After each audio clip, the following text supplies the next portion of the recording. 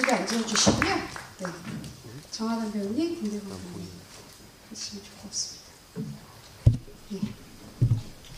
원래 세 분이면 테이블이 하나만 있어도 되는데 공간이 많이 넓어가지고 두 개를 한번 해봤습니다. 네, 지금 한국에서 부천영화제 이후에는 첫 상영일까요? 네, 맞습니다. 네. 감독님과 배우님들 인사 말씀 먼저 듣고 시작하도록 하겠습니다. 감독님부터 부탁드립니다. 안녕하세요. 모르는 이야기 연출 양근영입니다. 반갑습니다.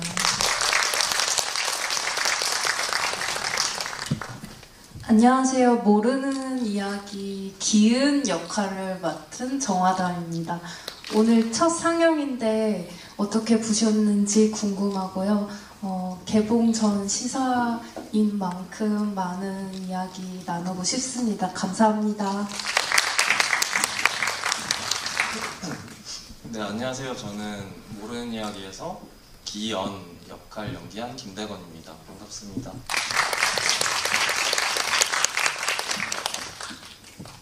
저희가 사실 이 작품을 시작을 하면서요, 감독님과 작품 이야기를 나눌 때, 이 작품은 저의 경우는 두 번, 세 번 보니까 너무 좋더라. 그래서 두 번, 세 번을 관객님들께 보여드릴 방법이 없을까? 우리 먼저 당연히 N차를 관람하면 좋겠지만, 그래서 저희가 이렇게 GV를 먼저 하는 시사회를 하기로 했고, 여기서 또 원하시는 분, 저희 서포터즈, 상영 전에 언노운스라고 저희가 서포터즈를 모집하는데, 그걸 활동을 하시게 되면 저희가 또 두 번, 세 번을 보여드릴 어떤 의지가 있거든요. 그래서 그런 식이 있었고, 감독님은 주변의 모든 친구들이 이 작품 세 번 보니까 참 좋더라 라고 얘기하셨다고. 네. 친구들의 어떤 첫 번째 봤을 때 친구들이 했던 말, 세 번째 그런 얘기 좀 같이 나눠주실까요, 감독님?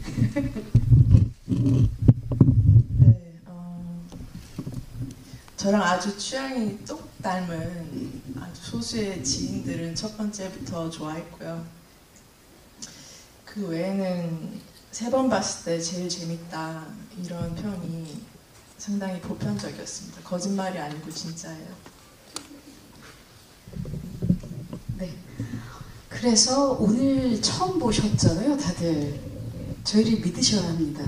오늘의 이렇게 머무르시면 안 되는 상황이니까 이렇게 이해해 주시기 바랍니다. 좀 질문을 좀 준비해 주시고, 지금 올리시는 분들도 와 벌써부터 엄청 올리고 계시군요. 네네네. 그러나 제가 먼저 한 번씩 여쭐게요.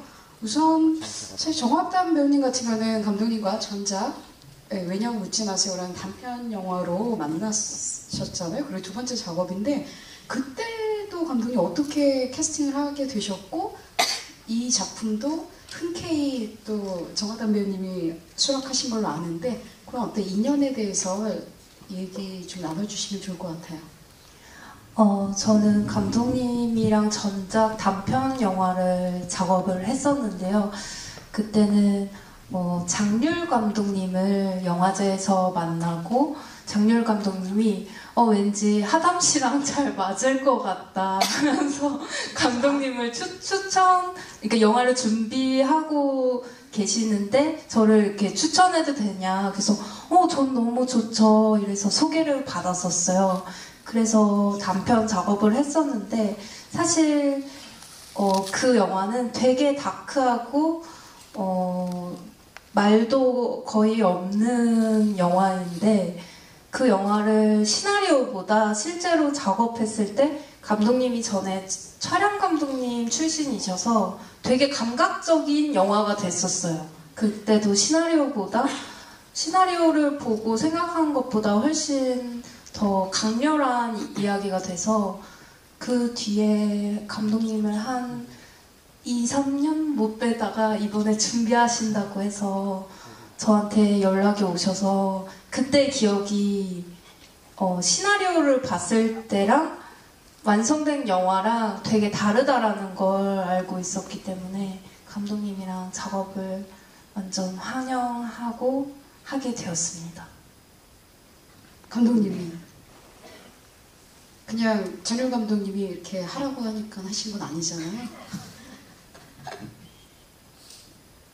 네. 근데 근데 저는 이 비하인드 스토리를 몰랐어요. 이렇게 소개하신지 몰랐고 저한테는 그냥 정아담이라는 굉장히 독특하고 매력 있는 배우가 있다 이렇게 추천을 하셔서 그냥 저는 감독이 믿고 이렇게 연락을 드렸더니 뭔가 그때도 그랬고 이번에 시나리오 장편을 줬을 때도 그랬는데 하담 씨가 뭔가 되게 감각으로 되게 자연스럽게 이 영화를 이해한다고 느껴서 단편 때도 그랬고 그래서 아주 저도 그렇게 고민 전혀 하지 않고 당연히 아주 기쁘게 같이 작업을 했었습니다. 그러면 김대건 배우님 같은 경우는 처음 작업이시잖아요. 어떻게 시나리오 또 받으셨고 처음에 첫인상, 시나리오에 대한 인상 그리고 감독님과 작업 어떠셨는지 좀 나눠주시면 좋을 것 같아요. 저는 처음에 회사 통해서 이제 대본을 전달받았고 처음에 대본을 봤는데 이게 이제 제목처럼 이게 무슨 이야기인지 모르겠는 거죠. 그래서 이거는 꼭 감독님을 한번 만나 뵙고 싶다라는 생각이 들었고 우선은 여러 가지 모습으로 여러 역할로 이렇게 비춰줄 수 있다는 게 매력적이어서 우선 감독님을 만나서 이게 어떤 이야기인지 좀 이야기를 나눠봐야겠다라는 생각을 했고 감독님을 만나고 났더니 되게 진짜 재밌고 하고 싶다라는 생각이 가장 먼저 들었어요. 근데 그 이유가 뭐냐면 뭔가 연기를 하다 보면 뭔가 좀 정형화되기 쉽고 어떤 상황이나 어떤 감정을 연기해야 할 때 의뢰이 뭔가 이런 연기를 해줘야 돼. 뭔가 슬픈 장면이면 눈물을 흘려야 돼 라는 어떤 강압적인 약간 그런 듯한 느낌이 있을 때가 많이 있는 것 같아요. 근데 감독님하고 이야기를 했을 때 뭔가 굳이 그렇게 슬픈 감정을 내비치지 않더라도 무표정일지라도 그걸 정말 느끼고 생각하고 있다면 무표정에서도 그게 느껴질 수 있다고 생각한다. 그래서 되게 좀 여러 가지로 많이 시도해보면서 우리 자유롭게 한번 같이 재밌게 만들어가 보자 라는 얘기를 듣고 바로 너무 하고 싶은 생각이 들었습니다. 감독님은 어떻게 전작들을 좀 보셨을 거고 캐스팅을 딱 하게 된 주요 어떤 계기? 결정하신 어떤 것이 있으셨을까요? 네, 대건 씨의 경우는 그 전작인 호흡을 굉장히 좋게 봤었고요. 그리고 뭐 연기상도 많이 받았고 그래서 하담 씨도 마찬가지고요. 그래서 연기력에 대해서는 뭐 당연히 의심할 게 없었고 제가 데뷔작이고 연기 연출에 그렇게 뭔가 확신이나 자신이 있는 상태가 아니었기 때문에 두 분 모두 그냥 잘하시는 분을 캐스팅했다 이렇게 보시면 될 것 같습니다. 사실 오늘 감독님께서 극장에서 영화를 보고 계셨고 저희는 좀 미리 만나서 이런저런 이야기를 나누면서 사실 보니까 감독님이랑 게 궁금한 게 진짜 많으셨더라고요, 배우님들이. 근데 현장에서는 사실 감독이 현장에서 할 일이 제일 많고 모든 선택을 결정을 해줘야 되기 때문에 배우들은 잘 옆에서 두 분이 이렇게 이야기를 많이 나누셨다고.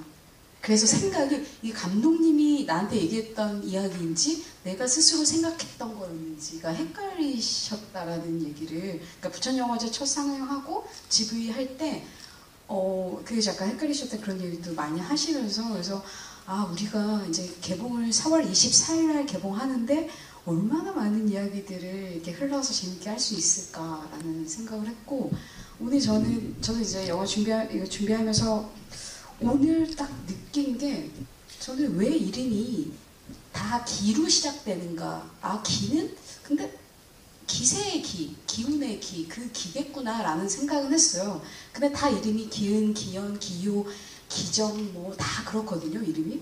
그래서 이름이 딱 20명이 이름이 있어요. 등장하는 캐릭터들에. 그래서 그걸 다 한자의 맥락으로 감독님이 생각을 하지 않으셨을까.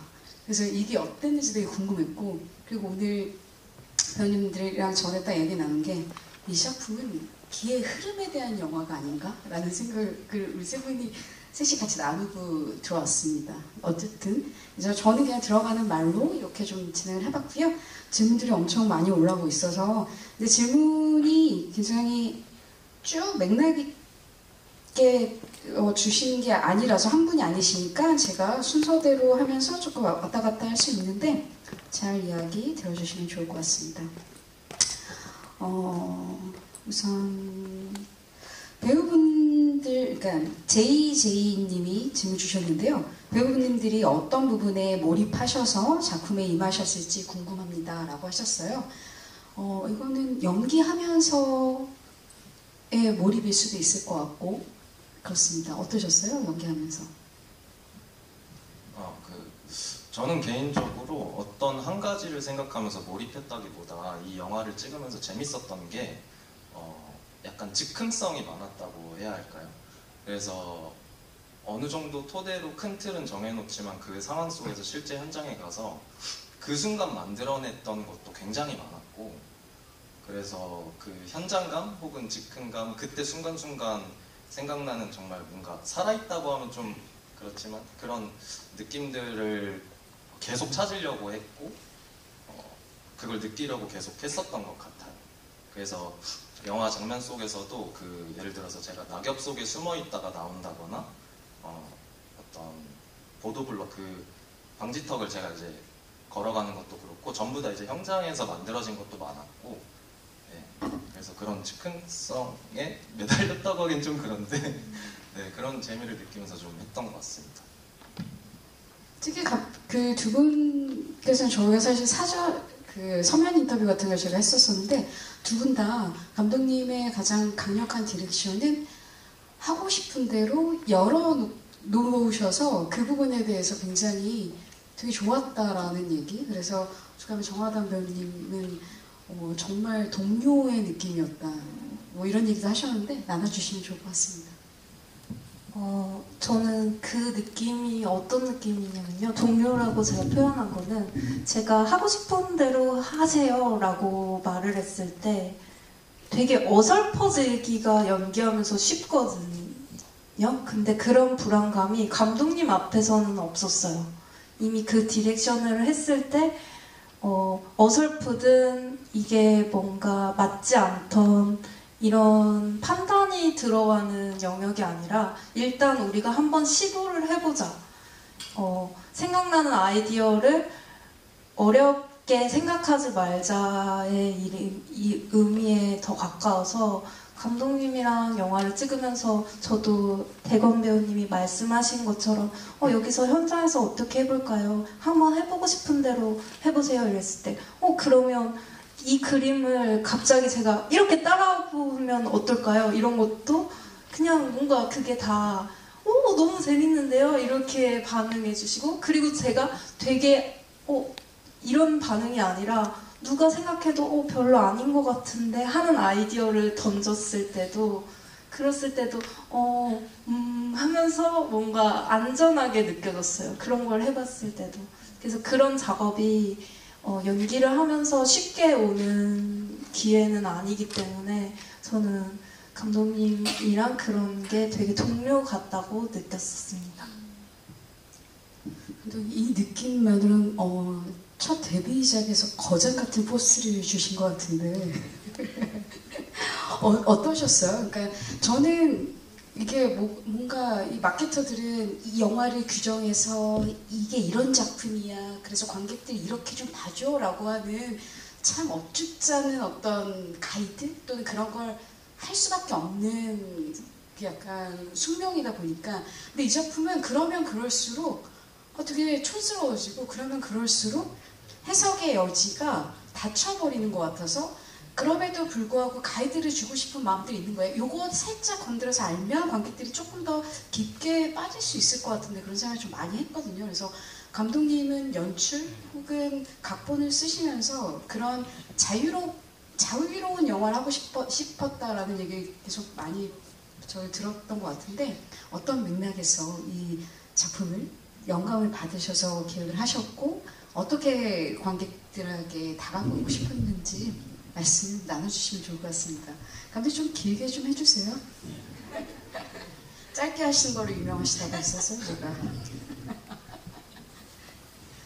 아니, 말씀하신 것처럼 너무 명확한 답을 요구하는 질문을 주실까봐 항상 경계태세에 있는 것 같습니다. 제가. 맞습니다. 그래서 부천에서 아주 소문이 났더라고요.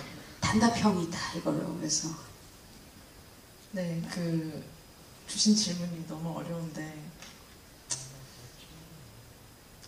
아마 이렇게 영화를 만들면서 혹은 제가 관객으로 영화를 볼 때 제가 영화를 볼 때도 영화에 실제 보이는 게 뭐건 뭐 주제나 내용이 뭐건 간에 제 마음대로 해석하고 보는 걸 좋아하는 사람인 것 같아요.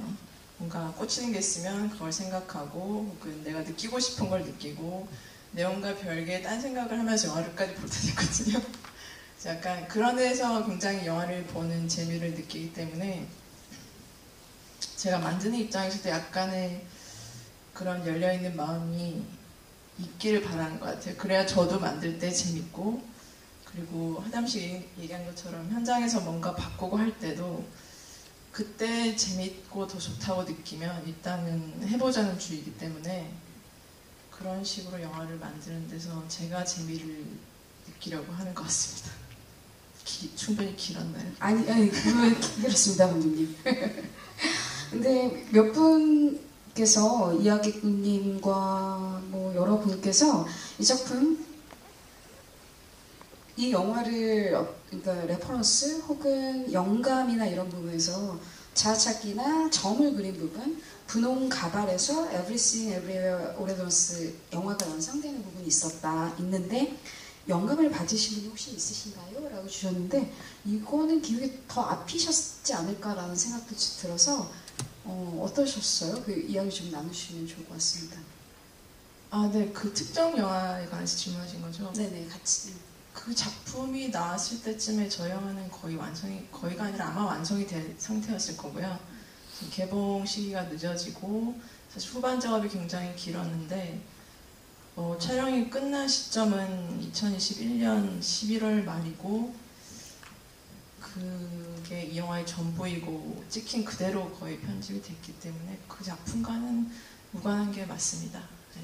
분홍 가발은 제가 부천에서는 질문에 답변한 적이 있는데 그 위너라는 보이그룹의 송민호 씨께서 영감을 얻은 정확히 제가 지목을 해서 말씀을 드렸는데 송민호 씨의 어떤 캐릭터를 제가 그대로 가져왔습니다. 네. 저는 사실 어떻게 개봉하면 마케팅에 이용해 볼까 해가지고 핑크 가발은 지금 어디 있나요? 빌려온 걸까요? 아니 저한테 있습니다. 있으시죠? 네네. 예, 네. 관객님들 써볼 기회를 제가 드리도록 하겠습니다. 나중에. 네. 그러시군요. 오늘 보도자료 아이템 하나 나온 것 같아요. 우리가 먼저다. L보다 모르는 이야기가 먼저다. 감독님 좀 이런 거 싫어하시는데 내볼게요. 고소당하는 거 아닌가요? 그렇습니다. 그리고 그렇죠. 기정 작가가 나오는 내용에서 노란색이 가지고 있는 의미가 있나요? 벌선을 라이언님께서 질문 주셨어요, 감독님. 네. 이 작품 사실 전에 약간 어쩌자기 노란색은 약간 희망을 뜻하기도 하고 뭐 이런 어떤 색에 대한 어떤 게 있잖아요. 근데 그래서 노란색에 거부하고 엄마는 또 노란색 짠 예쁜 옷을 갖다 주고 막 이런 게 좀 섞여 있는 것 같은데 어떤 의미에서 거기서 뭐 대답도 하긴 했지만 감독님께서 노란색에 대한 의미? 네, 이런 종류의 질문이 가장 어떻게 잘 대답을 해야 되나 고민이 되는데요. 그냥 제가 그 노란색을 쓰게 된 이유를 말씀드리면 제가 이 화가 캐릭터를 쓸 때쯤에 화실을 잠깐 다녔어요. 리서치 차원에서. 그리고 거기 이제 화실의 주인인 작가님이죠. 화가분이 뭐 제가 몇 번 수업을 하고 난 뒤에 윌리엄 터너라는 그 화가를 소개를 해주셨는데 그 화가의 작품들을 보면 아주 강렬한 옐로우가 있습니다. 물론 고흐나 뭐 다른 화가분들도 옐로우를 많이 썼지만 거기서 오는 말하자면 기운이라고 할 수 있는 어떤 개성을 가져온 거에 가깝고요. 뭐 다른 말씀하신 희망이나 뭐 이런 구체적인 단어로 연결하지는 않았던 것 같습니다. 네. 또 배우님들께는 가장 기억에 남는 장면, 대사 이런 이야기들을 기본적으로 많이 질문하고 계세요. 두 분 이야기 나눠주시면 좋을 것 같아요. 저는 그 아까 말씀드렸던 그 방지턱이나 노란 단풍을 피해서 막 뛰어다니는 그런 장면들하고 거의 다 움직이는 거네요. 제가 지금 기억에 남는 게 그리고 또 산에서 그 낙엽에서 나오는 건데 그게 제가 항상 어떤 상황이든 씬이든 뭔가 이제 지문에는 어디에 나무 뒤에 숨어 있다가 나온다 뭐 이렇게 지문이 돼 있으면 저희가 항상 고민할 때 뭔가 조금 더 재밌게 표현될 수 있는 방법이 없을까 막 이런 고민들을 많이 했던 것 같아요. 근데 제가 감독님 이거 낙엽 속에 숨어 있다가 이렇게 나오는 거 어때요? 라고 한번 얘기를 했는데 그때 이제 촬영하러 간 날 이제 저희 연출부가 어제 낙엽 줍느라고 고생 너무 하셨어요 이러는 거예요. 그래서 말을 이게 참 잘해야겠다라는 생각을 했습니다. 아마 고생 많이 하셨을 텐데 이 기회를 빌어서 고생하셨다는 말씀 드리고 싶습니다. 하단 배우님은 어떠실까요? 사실 질문을 제가 읽어드린 거지 제가 한 장면이 아니기 때문에 관객님들이랑 눈을 마주치면서 답을 해주시는 게 가장 좋다고 봅니다. 제가 언제까지 앞에를 보세요 라고 할 수는 없거든요. 네.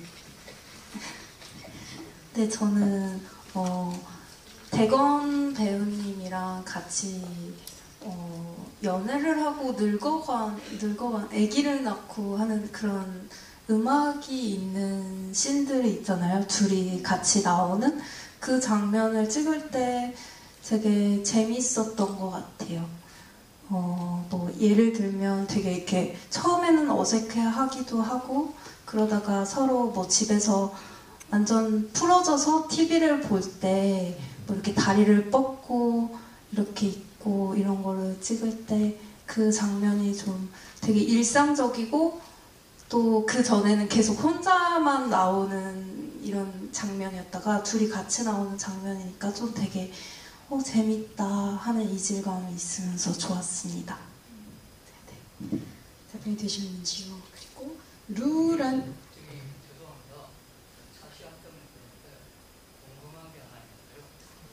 육성이 엄청 잘 들리십니다. 하세요. 네, 연극적인 모습과 굉장히 강한 것 같아요. 우리도 뭐 개인적으로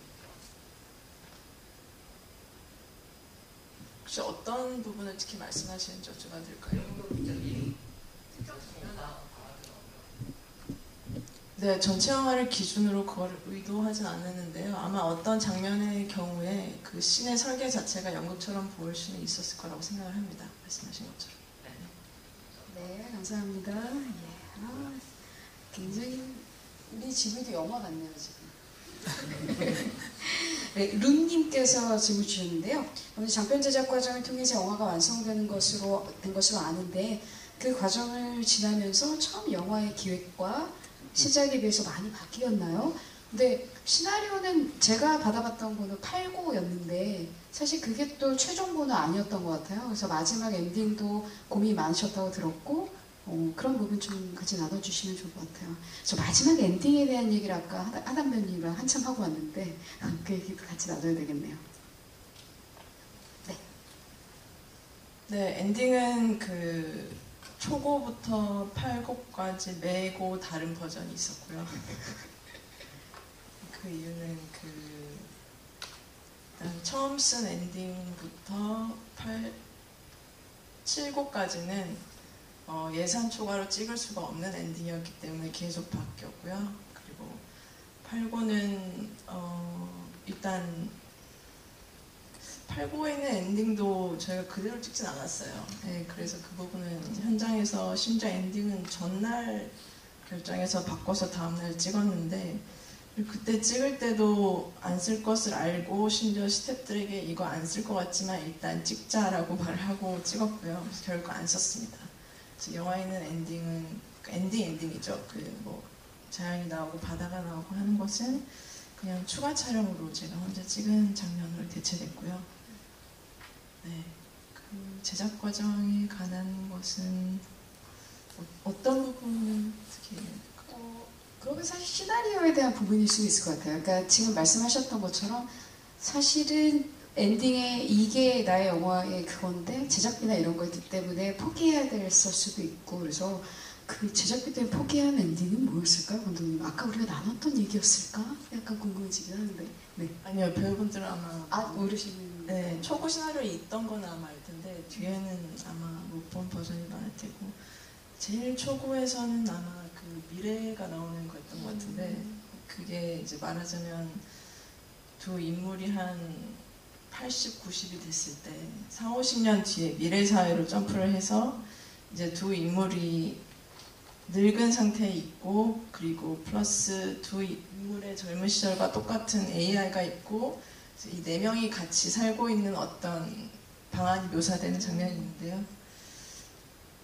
네, 그게 너무 예산 초과라고 해서 예를 들면 이제 노인 배우를 섭외하거나 혹은 분장을 해야 되거나 미래를 이런 세팅하는 것에 예산이 초과다 해서 못 찍고 그 뒤에 여러 가지 버전도 좀 다 스케일이 크거나 했던 종류였던 것 같습니다. 그래도 그러면 그 부분이 좀 아쉽긴 하신가요? 어떠세요? 지금 엔딩이. 근데 사실 저는 오늘 딱 이렇게 세상 그 개미와 기어다니는 개미와 그 애벌레가 나오면서 굉장히 어떤 생명의 순환, 기회의 순환 이런 것까지 그래서 마지막에 굉장히 자연적으로 끝나니까 이게 또 되게 낯설어서 감독님 끝까지 모든 관객들한테 되게 낯설게 보이는 거를 하고 싶으셨던 것 같다라는 생각도 좀 했던 것 같은데 굉장히 만족하고 있는 엔딩이실까요? 어떠세요? 네, 지금 완성된 영화에는 맞는 엔딩이라고 생각하고요. 그 시나리오 초과의 엔딩도 제가 지금도 생각하면 좋을 것 같긴 한데 그 엔딩이 붙으려면 영화도 조금은 더 다르게 진행이 돼야 더 잘 어울리지 않을까 하는 생각은 합니다. 네, 알겠습니다. 오늘 질문이 많으셔서 갑자기 네, 원님이신데요. 생소한 장소 덕분에 영화가 더 특별해 보였고 생각보다 여러 로케이션이 있었던 것 같은데 의도대로 로케이션이 잘 섭외되었는지 궁금합니다 라고 주셨어요.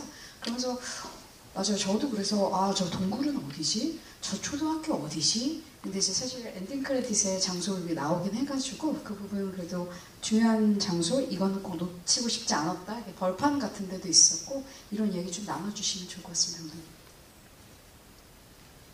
네, 저희 제작진이 로케이션을 아주 잘하는 능력자들이었기 때문에 가능했던 프로덕션이라고 생각하고요. 왜냐하면 20회차에 한 달 스케줄이면 어지간한 이 독립영화 스케일에서는 사실 어려운 로케나 그런 일정이 많았는데 로케도 잘 찾아주고 일정도 정말 잘 챙겨준 덕분이라고 생각을 합니다. 네, 뭐 저는 그렇게 사실은 욕심을 부리지 않고 뭔가 장면이 처리만 될 수 있는 로케면 좋겠다라고 생각을 했는데 그 말씀하신 동굴도 그렇고 너무너무 멋진 곳들을 잘 찾아와줘서 이렇게 좋은 그림이 나오지 않았나 생각을 합니다. 동굴 이런 데는 근데 뭐 변산반도 뭐 이런 데인가요? 대체로 부안을 기준으로 부안, 저희가 로케를 많이 잡았어요. 학교랑 그 자연 지형도 다 부안 근처에서 있었습니다. 그래서 보면 전주 영상에서 많은 도움을 주셨다고 되어 있었던 것 같습니다. 저도 이거 궁금했어요. 불락에 일하는 배우님께서 기은 배우, 그러니까 정화단 배우님도 어떻게 그러셨을지 궁금하긴 한데 기은이 소녀에게 계속말로 어떤 말을 했을까요? 궁금합니다. 라고 해주셨는데 그 감독님이 뭐라고 얘기를 해주셨을지 아니면 뭐 궁금하네요. 어쩐지. 감독님은 항상 하고 싶은 대로 하세요. 하담 씨가 하고 싶은 말을 하면 된다. 이렇게 해서 그 아역 배우시기 때문에 처음에는 우리 놀러 갈래? 뭐 이런 거 했다가 근데 이미 이 말을 알면 그 다음부터는 안 웃어서 다른 식으로 어떤 노래 좋아해? 그때마다 테이크마다 약간 다르게 했던 것 같아요. 그래야 약간 자연스럽게 좀 풀리니까. 그래서 그 말이 꼭 중요하지는 않다고 하셨고 그냥 그 맥락에서 할 수 있는 얘기들을 좀 했었습니다. 그럼 귓속말로 절대로 귓속말로 안 해도 되는 어떤 둘만에 있는 공간 같은데 귓속말을 했기 때문에 관객들이 굉장히 궁금한 거거든요. 감독이 어떻게 그렇게 굉장히 그 아역 배우가 그 표정을 재밌게 웃어야 되는 그건데 그 디렉션을 정하변 배우한테 그냥 던지신 거 아니에요? 이게 제일 처음으로 돌아가면 그 씬에서 귓속말 처리가 돼야 되는 이유가 원래 미래로 넘어간 엔딩에서 이제 회수가 되게 돼 있어요. 그때 그 로봇, 그러니까 AI가 된 기은이 할머니가 된 기은에게 하는 말이 이제 그 귓속말이거든요. 그래서 그 엔딩이 회수가 되지 못했는데, 근데 오히려 좋아라는 케이스가 있는데 저는 하담 씨가 그 아역 배우한테 무슨 말 하는지 전혀 몰랐고요. 그리고 안 들리게 할 걸 알았기 때문에 그냥 뭐 편한 대로 하라고 했고, 심지어 우리가 그 뭔가 사운드를 다시 닦기도 했던 것 같아요, 나중에. 예. 근데 또 그것도 결국 안 쓰고 했는데, 뭐 이거는 제가 그냥 말씀드리자면 그냥 관객 여러분들이 여러분 자신에게 하고 싶은 말이라고 생각하시면 될 것 같습니다. 네, 좋은 답변 되셨을까요? 우선 은혜님께서 질문 주셨는데요. 자아대로 살아가는 건 쉬운 듯 쉽지 않은데 감독님과 배우님은 그걸 혹시 찾으셨나요? 라는 묵직한 질문 주셨습니다. 자아대로 살아가는 것이요? 네, 나대로 있지 않을까요? 나대로, 나답게. 그게 맞을까요? 그런 해석이 맞으실까요? 네. 맞습니다. 아, 본인이 하고 싶은 의지대로, 의지대로. 삶의 방향대로 가고. 그렇죠. 어떻게 하고 계신가요? 네. 영화는 어떻게 감독님 대로 나온 것 같아요, 지금. 네, 배우님들 같이.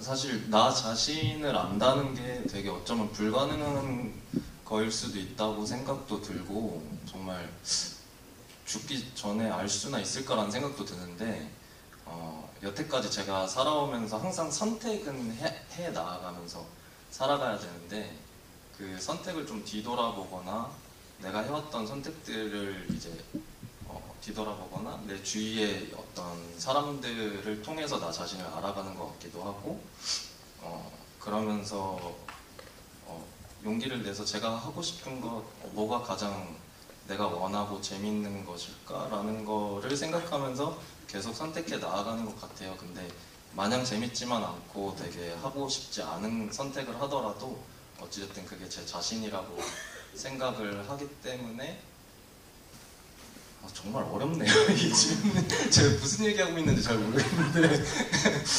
네, 약간. 네, 제 인생은 네. 모르는 이야기입니다. 네, 그렇습니다. 정말 모르는 이야기예요. 아니, 사실 그 서면 인터뷰에서 정말 대권 배우님이 뭐 이렇게 화이팅 하면서 인생은 모르니까요, 모르는 이야기니까요 라고 주셨던 게 너무 인상적이었어요. 네. 그게 아마 네. 질문이 좀 지쳐있는 관객분들에게 하고 맞아요, 싶은 맞아요. 얘기가 있다면 맞아요. 이었는데, 아마 다운이 있다면 업도 안 맞아요. 있는 법, 인생은 모르는 이야기니까 화이팅 뭐 이렇게 네. 했던 것 같아요. 네. 그게 그냥 나한테 해주는 얘기일 수도 있잖아요. 네. 하담 배우님은 어떠신가요? 저는 누구나 그렇겠지만 시간이 지나면서 내가 이런 부분이 있구나 이런 거를 조금씩 알게 되는 것 같아요.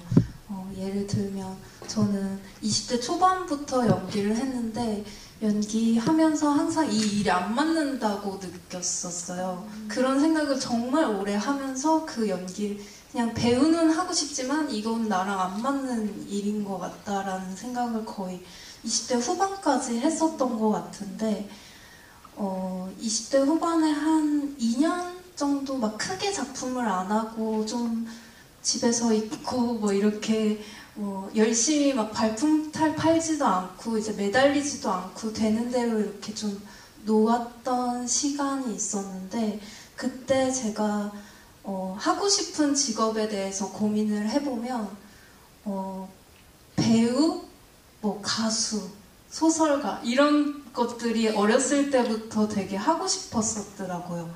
그리고 지금도 그런 것들을 내가 꿈꾸고 있는 욕망이 되게 크구나. 이게 어떻게 보면 나한테 되게 잘 맞든 맞지 않든 이 욕망이 되게 나를 크게 자리하고 있는 부분이구나.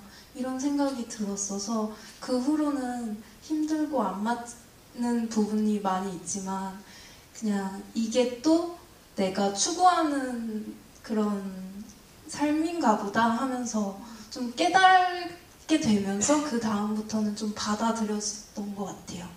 그래서 약간 시간이 가면서 조금씩 나를 알게 되는 부분이 있구나 하면서 30대를 살아가고 있습니다. 네, 지은달 변호사입니다. 네, 이 영화를 완성하는 게 제 입장에서는 아마 자아대로 살려고 노력하는 과정이 아니었나 생각하는데요. 몹시 어려웠고요. 지금부터 더 어려워질 것이라고 예상을 하는데 그렇다고 해도 다른 선택이 있다고는 생각하지 않습니다. 왜냐하면 진리는 아주 간단하지만 한 번 살면 땡이기 때문에 어쩔 수가 없다 생각하고요. 만약에 제가 다른 사람으로 살 수 있다면 시도를 하겠는데 자신이 없기 때문에 어쩔 수 없지 않나 그렇게 생각을 합니다. 저도 아까 그 장편 연구원장 얘기를 하셔가지고 딱 그런 생각도 들었던 것 같아요. 이런 시나리오를 아카데미에서 본 것도 교수들이 되게 오랜만 있었을까? 근데 이거를 허하는 것도 되게 신기했고 허하지 않았는데 근데 끝까지 고집을 부리셨을까? 이런 과정도 사실 살짝 궁금했습니다. 근데 감독님이 절대 이겁니다라고 했을 것 같은. 네, 왜냐하면 초고 당시에 시나리오가 완성본이랑 크게 차이가 없었기 때문에 그거를 이런저런 수정에 대한 제안들은 하세요. 당연히 그 과정의 특징이고 수업들도 있고 근데 제 머리는 들어오지 않았기 때문에 제가 안 듣고 싶어서 안 들었다기보다는 안 되었다고 생각을 하고요. 그리고 저희 기수만 작품 수가 제일 많아요. 이게 장편 과정이 해마다 조금씩 다른데 그게 아마 우주의 모든 기운이 모아서 그 기수만 작품 8편이었기 때문에 뽑힌 걸로 정확히 알고 있습니다. 네. 그래서 딱 그 기수에 저희 모르는 이야기가 가장 마지막에 장식하는 그래서 올해를 딱 도발하는 영화로 저희가 또 준비가 된 거였거든요. 이 솔님께서 하는 질문이 또 감독님 이것과 좀 연결되어 있는 것 같아요. 결국 코스모스 치과에서의 자신 알자 거꾸로 되어 있는 무슨 각 인물들이 바라는 이상과 자아였을까요? 그러니까 그런 어떤 약간 그렇다고 완벽한 슬로건은 아닌데 감독님 영화에 숨겨놓은 그런 어떤 그 표어, 멘트 이런 것들이 있어요. 그래서 요거는 어떤 맥락에서 넣으셨는지 궁금해요.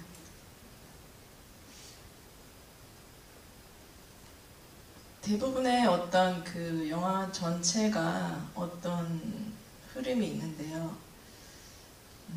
아마 이게 저만 아는 흐름일 수 있는데 그래서 중간중간에 튀어나오는 예를 들어서 말씀하신 그 문장이나 혹은 부엌의 파리 소리를 내는 점이나 이런 것들은 그러니까 논리적으로 합리적으로 왜 저기 있어야 한다라는 식의 설명은 필요하지 않다고 생각하고요. 그냥 그런 생각을 해볼 법하고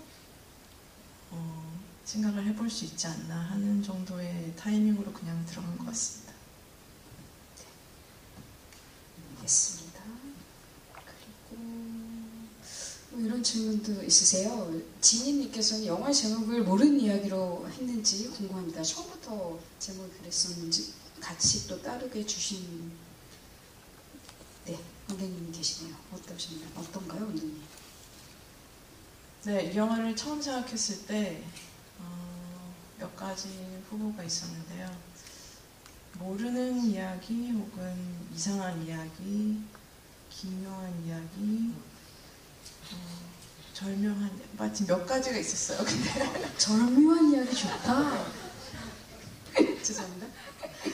근데 이제 그 넷플릭스 어떤 미국 드라마 중에 그 원제가 그 정확한 이제 번역된 제목은 아닌데 한글 제목이 기묘한 이야기라고 돼 있는 게 있다고 나중에 들었어요. 근데 그 전에 이미 모르는 이야기라고 결정을 하긴 했는데, 그래서 끝까지 좀 말이 많았던 부분이기도 한 것 같은데, 제 기준에서는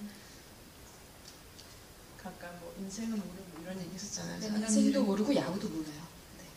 그 제 이 영화의 기획서를 처음 만들었을 때 제 기억에 그 페이지의 제일 마지막이 사람 일 모르는 것, 이게 딱 한 줄로 있었거든요. 이제 그런 의미까지 더해서 모르는 이야기가 된 것 같습니다.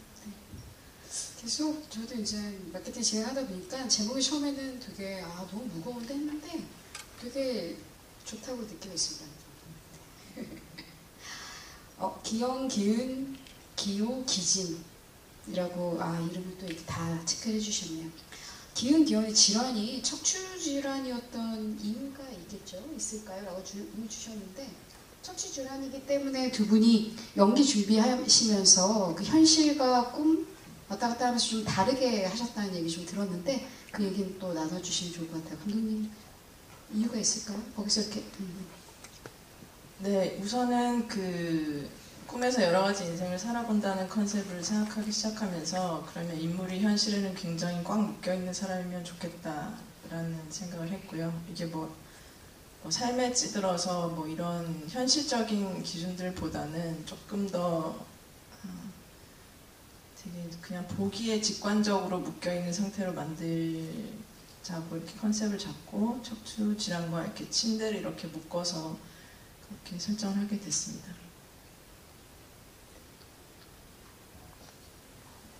왜냐면 그 배우님들 이제 부연해서 제가 말씀드리면 캐릭터들이 다 연결이 된 캐릭터들은 아니다 보니까, 그러나 감독님의 디렉션은 좀 다르게 보였으면 좋겠다. 그러니까 한 사람이 꾸는 꿈이라도 그런 얘기를 좀 하셨다고 해서, 그래서 거기서 좀 디테일하게 연기의 어떤 톤을 어떤 식으로 바꿀 거에 대한 고민하셨다고. 그래서 사실 그 얘기 좀 나눠주시면 좋을 것 같아요.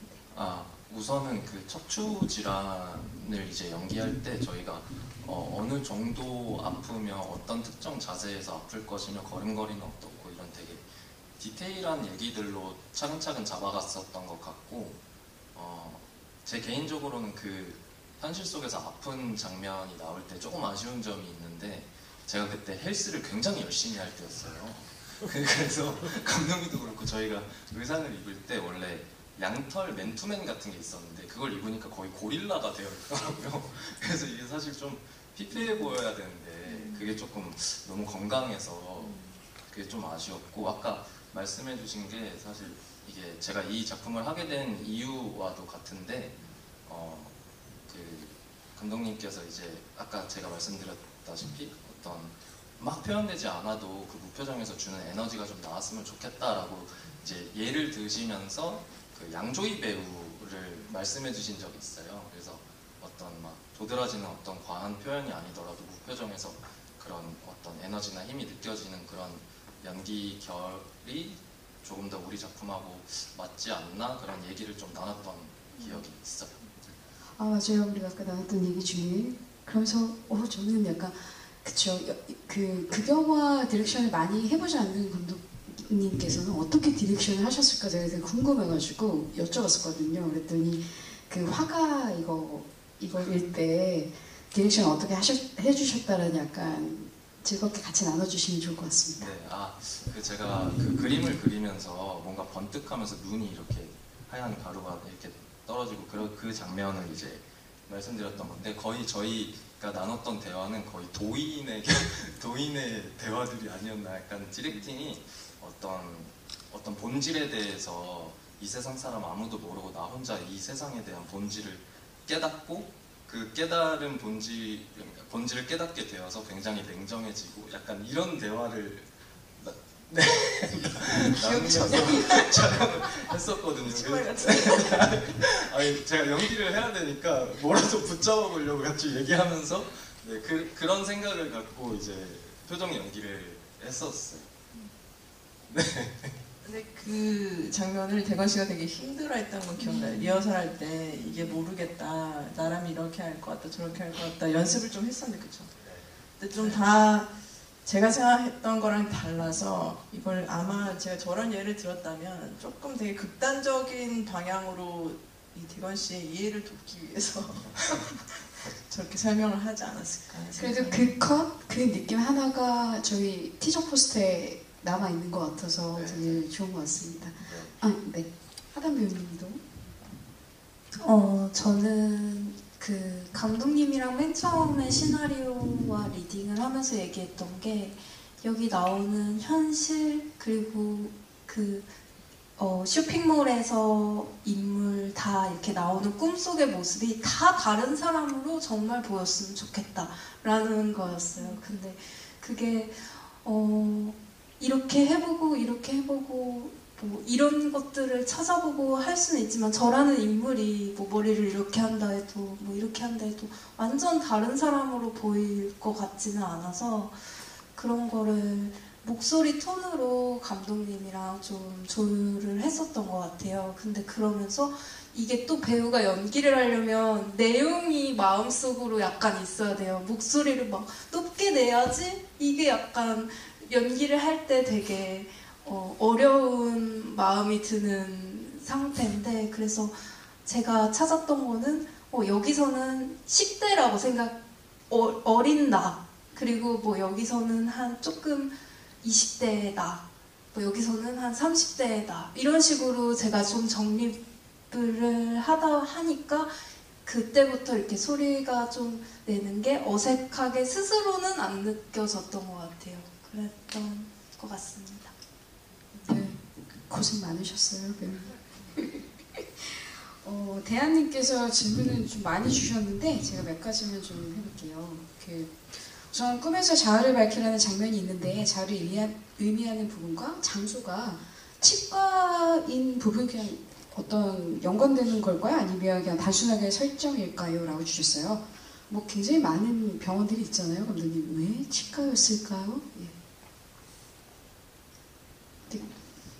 네, 정확히는 기억이 나지 않는데 아마 그것도 뭔가 합리적이고 논리적인 이유로 정하지는 않았을 것 같아요. 그냥 직감적으로 내부를 치료한다는 측면이 있고 그리고 한 번 보시고 이걸 캐치하기는 정말 쉽지 않으실 것 같은데 후반부에 나오는 그 도토리와 치아의 인서트가 있는데요. 그 치아도 연관이 된다고 보시면 될 것 같습니다.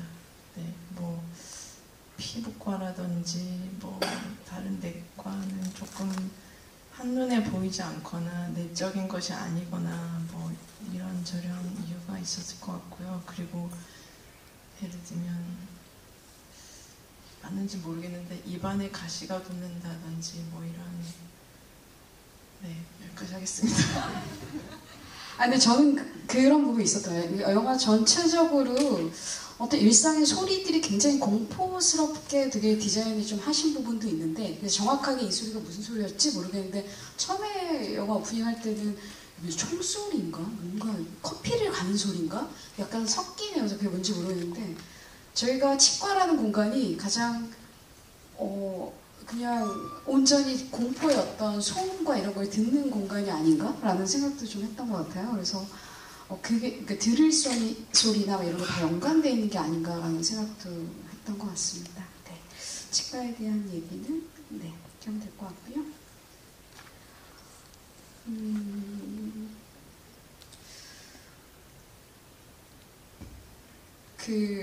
약간 아까 배우님들하고도 잠깐 얘기를 나눴는데 어떻게 보면은 이게 기은과 기은은 한 사람이다 라고 저희가 이제 그렇게 해야지 해석이 나름 된다고 생각해서 저희는 이제 그렇게 생각했고 그렇게 했는데 그거를 굳이 또 남녀란 어떤 비주얼 남녀로 보이는 비주얼로 표현해주고 이렇게 둘이 같이 다른 시간을 사는 것 같다가 갑자기 같은 시간에 나오고 이런 어떤 것들이 있잖아요. 그래서 해석을 계속 흐트러뜨리는 것 같거든요, 감독님이. 이건 이건 것 같은데 라고 할 때 갑자기 둘이 등장해서 이게 한 사람이 아닌가? 이런 헷갈리게 하는 부분들이 있는데 그 부분에서 어떤 의도를 가지고 그렇게 나누셨는지 뭐 이런 게 있을까요?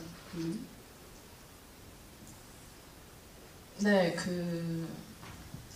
일부러 틀어뜨린 것도 아마 제가 무의식 중에 그렇게 한 것도 있을 것 같아요. 의도적으로 뭐 열심히 했다기보다는 너무 리니어적으로 보이거나 인과관계로 보이는 거를 원치 않았던 건 있는 것 같고요. 어쨌든 후반부에는 키워드는 결국엔 나와 나의 관계이기 때문에 이 두 주인공을 우선 나눈 것도 있고, 그런데 이제 관계라는 것을 표현할 때 제일 쉽게 전달된다고 해야 되나? 조금 더 편하게 와닿을 수 있는 게 어쨌든 러브라인의 느낌이라고 생각해서 성별을 그렇게 해서 뭐 만나고 헤어지고 이런 것을 표현했다고 생각을 합니다. 알겠습니다. 풀떼기님께서 질문 주셨는데요. 선생님이나 카우보이가 말하던 내용에는 무슨 의미가 있나요? 영화의 주제와 연관이 있는 건지 궁금합니다. 사실 그 초등학교에서 식물들한테 이제 뭔가 가르치고 이야기를 해주는 선생님의 어떤 메시지가 어떤 굉장히 물과 순환과 이런 거에 대한 얘기이기도 해서 연관된 어떤 이야기 있는 것 같고, 카우보이도 노래를 부르잖아요. 그게 굉장히 인생에 대한 노래인 것 같고, 그 가사도 감독님이 작사를 하셨거든요. 그래서 확실히 그 두 인물에 대해서는 이 작품이 품고 있는 어떤 게 있는 것 같아서, 그 두 캐릭터가 이 작품에서 품고 있는 어떤 의미, 어떤 이런 것들을 좀 나눠주시면 좋을 것 같습니다. 네, 그 흐름의 순서로 봤을 때 아마 낯설거나 이해가 안 된다고 느끼는 가장 큰 이유가, 이제 말하자면 주연이 아닌 어떤 캐릭터들이 단독으로 분리된 씬을 어떤 주제와 관련이 있는지도 알 수 없는 어떤 내용을 보여준다는 게 있는 것 같은데요. 말하자면은 사람이 자신을 이해를 하려면 이 세상이나 타인이나 이런 거에 대해서 먼저 관심을 갖고 이해하는 그런 시간들이 필요하다는 차원에서 아마 그런 장면들이 먼저 전개가 된 것 같습니다. 네. 나를 아는 게 제일 어려운 것 같다고 저는 생각을 하고요.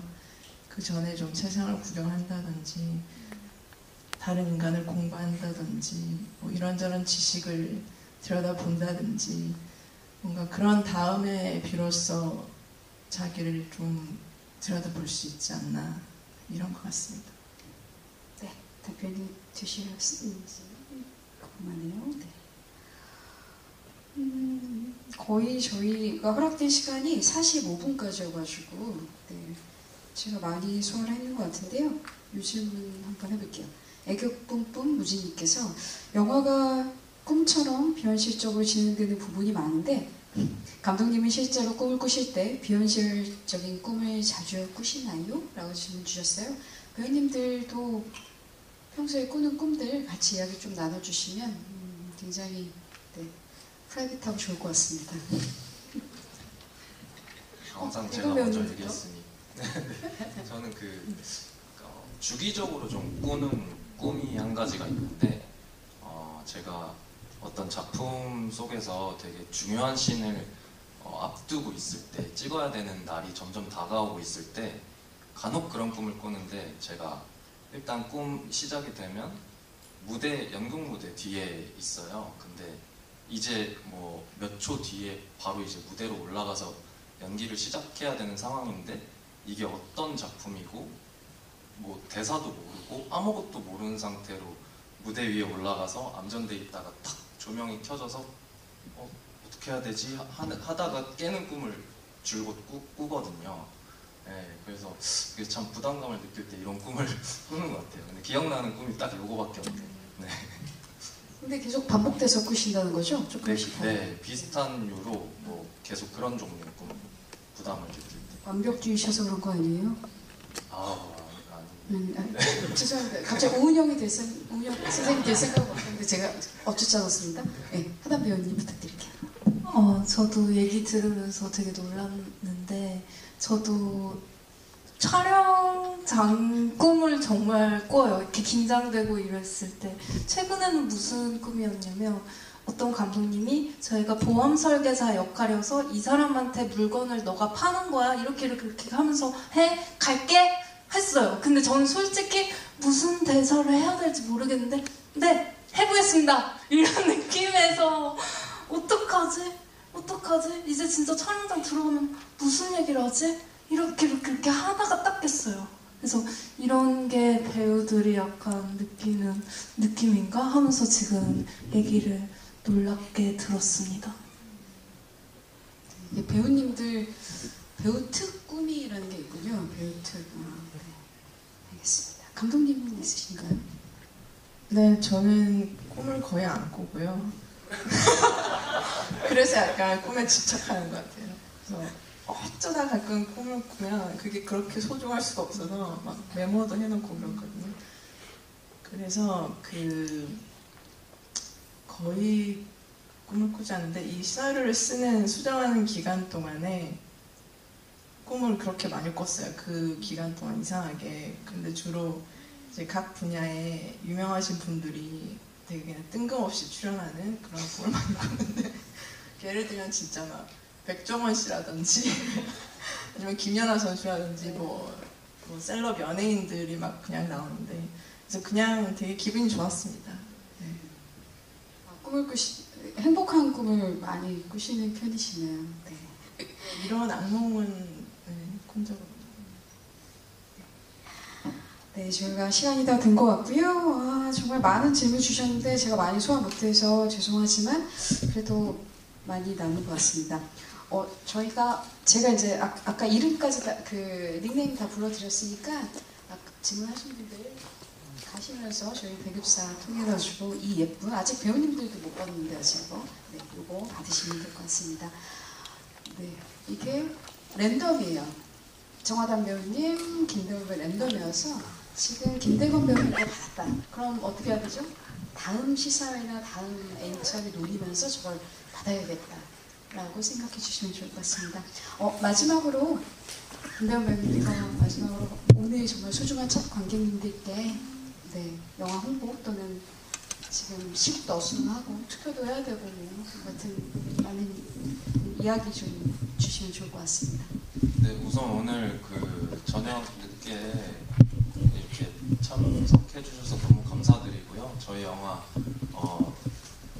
또 두 번, 세 번 보다 보면 더 재밌는 지점이 발견되기도 하고 저 개인적으로는 모든 인물이 다 똑같은 한 인물이구나라고 생각하고 봤더니 그것도 되게 재밌더라고요. 그래서 되게 그런 포인트들이 되게 있는 것 같아서 주변에 이제 말씀해 주실 때도 되게 좀 좋게 소문 내주셨으면 좋겠습니다. 오늘 감사합니다.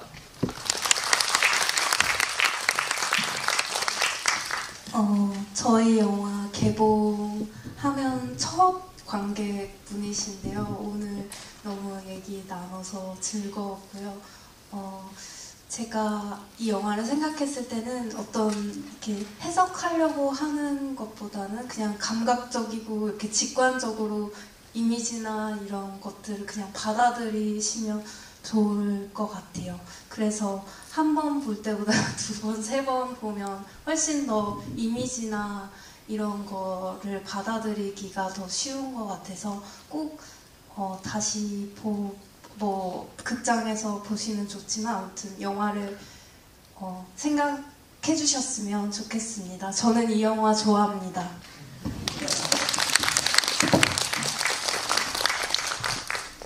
네, 저 되게 영화를 오랜만에 봤는데 보는 내내 보기 되게 쉽지 않다는 생각하면서 되게 조마조마한 마음으로 봤어요. 그래서 그래도 재밌게 보셨다면 주변에 입소문도 많이 내주시고요. 그리고 제 생각에는 이런 얘기 해도 되는지 모르겠는데 사이즈가 조금 작고 사운드가 훨씬 꽉 차는 상영관에서 한 번 더 보시면 정말 더 재밌게 푹 빠져서 보실 것 같습니다. 감사합니다.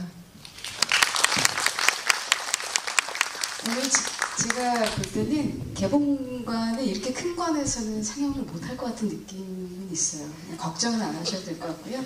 딱 맞는 사이즈에서 개봉할 테니까 그 극장도 찾아서 봐주시면 좋을 것 같고요. 이런 과분하다는 그렇고 뭐 이런데 생각하니까 너무 좋네요, 저도. 어쨌든 끝까지 남아주셔서 감사드립니다. 네, 조심히 들어가십시오. 감사드립니다.